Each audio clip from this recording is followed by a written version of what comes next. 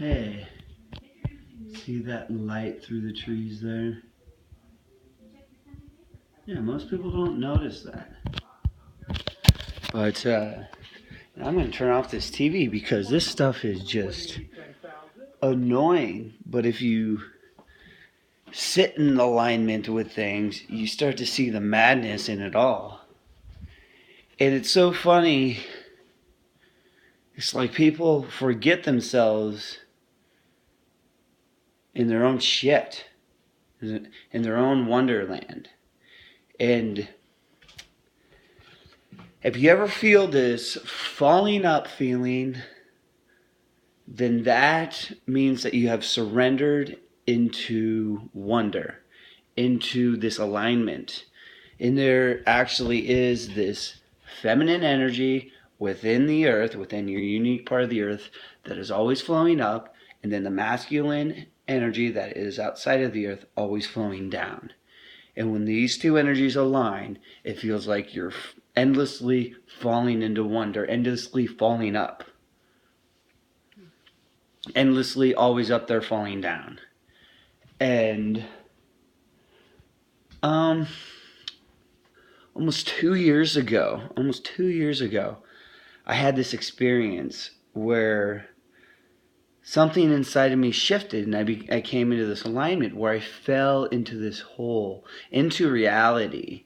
It was like I took the red pill in like in the movie The Matrix, where the blue pill is the masculine energy, right? And then the red pill is the feminine energy. It might be the other way around, but like I make this connection within Tibetan Buddhism. I can't remember. I think it's the red represents masculinity and blue feminine. And you see this in anatomy where you look at the kidneys and the two main, the vein or the artery, one's blue, one's red. One receives breath, receives oxygen, and the other one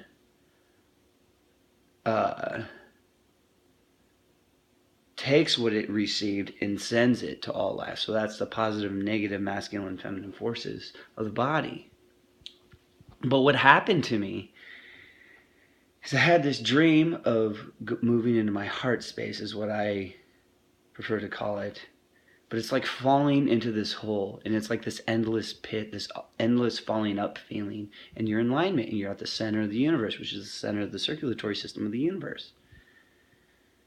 And it's not necessarily specifically in the heart, it's in between the masculine and feminine parts. It's in between the heart and the brain. And when you find this place, it just feels like you're endlessly falling up in wonder.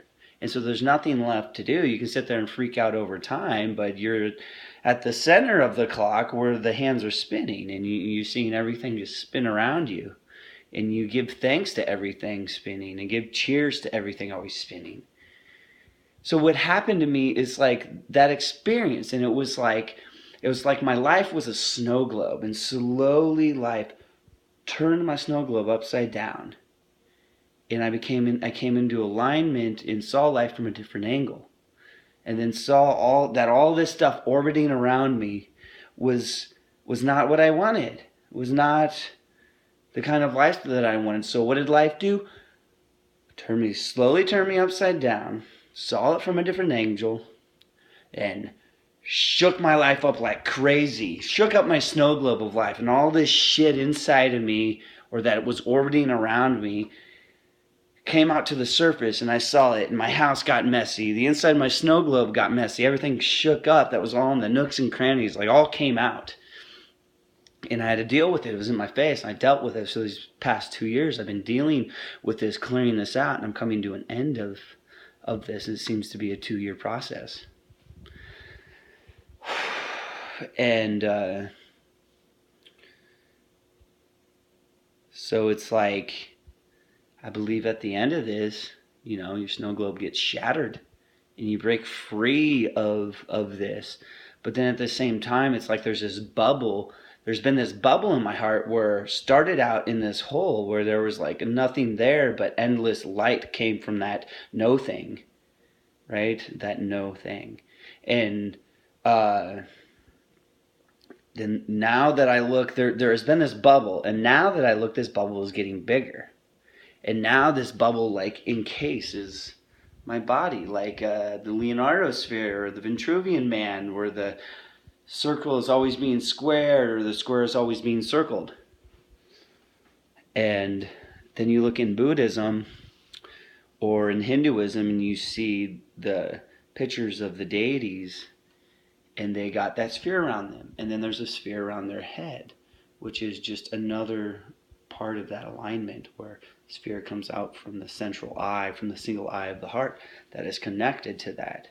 And then I believe once these two spheres connect, and then all the other spheres, sphere of your throat, speaking, that sphere from your heart, in listening to that sphere from the heart, finding that balance between listening and speaking, then your power sphere comes out, then another of procreation and co-creation, finding that space between co-creating reality and procreating reality, and feeling and allowing others to feel.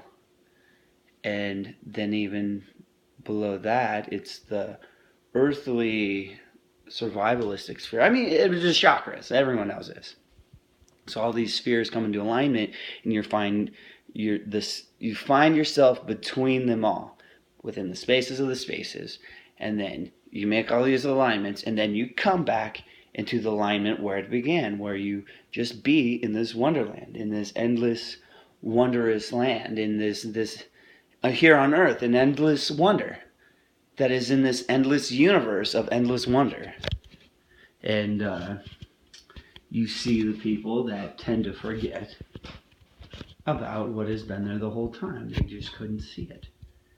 And so then life becomes this sitcom where you see the rabbit that has been there all along but is freaking out over being late,